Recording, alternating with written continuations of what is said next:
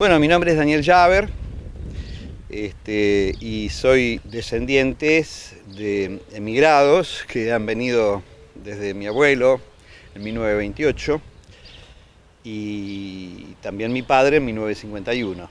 Y bueno, eso me dio por reflejar un poco la historia que es la de tantos emigrados. Y bueno, está relatado en este libro, Regreso a Lupnén, la historia familiar, digamos, ¿no? Que es un poco indagar, buscar en los recuerdos y lo pudimos volcar en un libro que dio mucho trabajo porque hubo que hacer una investigación previa. Yo tenía dudas en cuanto a las fechas, sobre todo por mi abuelo, que llegó en el 31 de diciembre de 1928 con su hermano.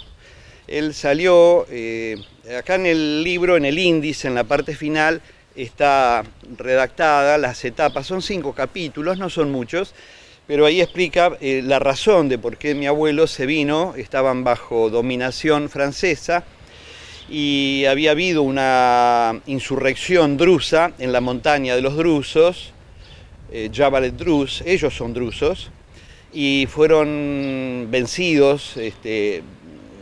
El ejército francés creo que envió 100.000 soldados y los aplastó. Ellos se refugiaron en la montaña de los drusos, que le llaman, que está en el Líbano, cerca del valle de la Bekaa. Y allí ellos, claro, no tenían mucho trabajo porque el sistema confesional francés, digamos, repartió un poco la dominación en favor de las distintas religiones que hay en el país.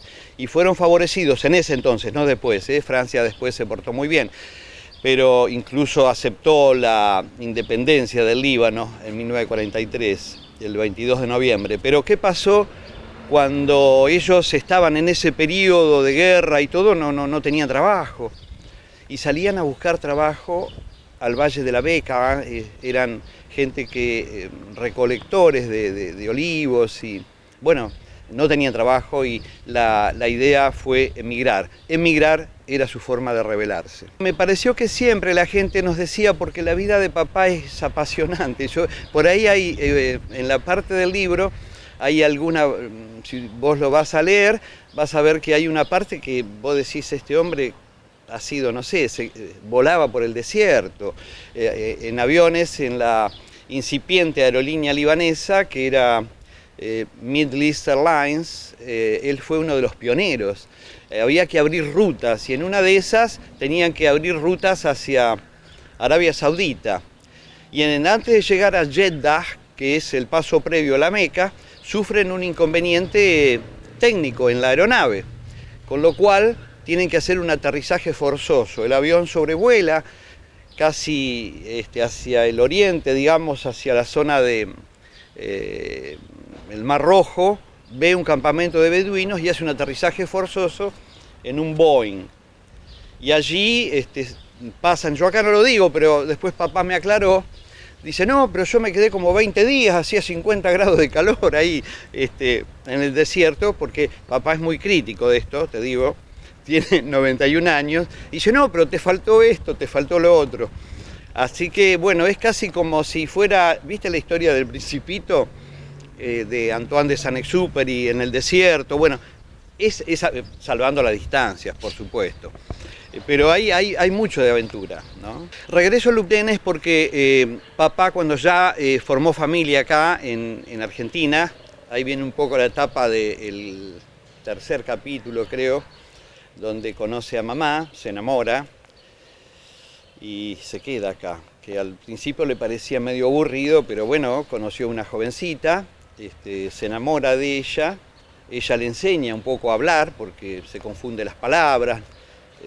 Hay una parte risueña donde dice palabras que a ella, a mamá, le causan mucha gracia, y forman familia. Y en el año 1965, yo tenía 9 años, papá decide volver. Así que allí está la aventura de volver otra vez a Oriente Medio. Y bueno, imagínate, el libro está escrito por una persona, digamos, que se llama Darío, que es un alter ego mío. Es una técnica literaria que la han usado muchos, por supuesto, los que conocen, salvando distancias, siempre digo, el Quijote está escrito así. Albert Camus escribió El primer hombre, no es Albert, sino Jacques. Bueno, en este libro no es Daniel, sino Darío. Además yo me llamo Daniel Darío. Entonces eso le da más libertad al autor para alejarse un poco del protagonismo biográfico o autobiográfico y le permite estar más suelto. Eso es lo que le permitió escribir de la forma en que lo hace.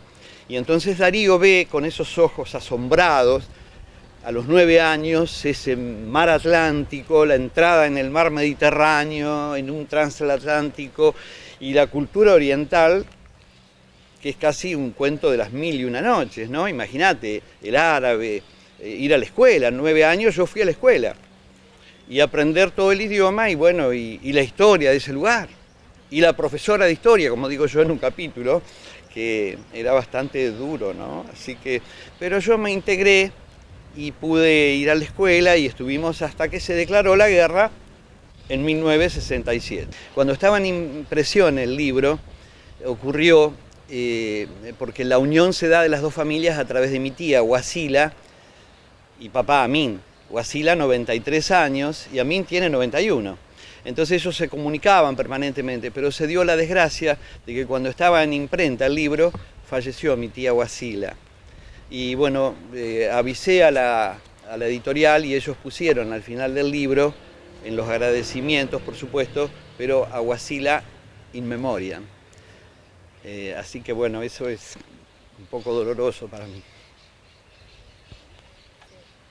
Pero bueno, es la vida, ya era grande, ¿no? Pero yo no me esperaba ese desenlace, porque yo lo iba a mandar y yo estuve con ella y, en el 2018, y bueno, obviamente no somos eternos, ya era grande. Pero me sorprendió y papá que quería encontrarse. Entonces en ese último capítulo decimos que el viento del recuerdo los va a mantener siempre unidos, entre los olivos y los senderos de montaña de ese país que ellos llaman, ¿cómo se llama? En idioma árabe, que es un poco difícil, que no tiene raíces en común, pero que tiene una historia apasionante, ¿no? Así que los invito a que lo lean y es muy emotivo, eso sí.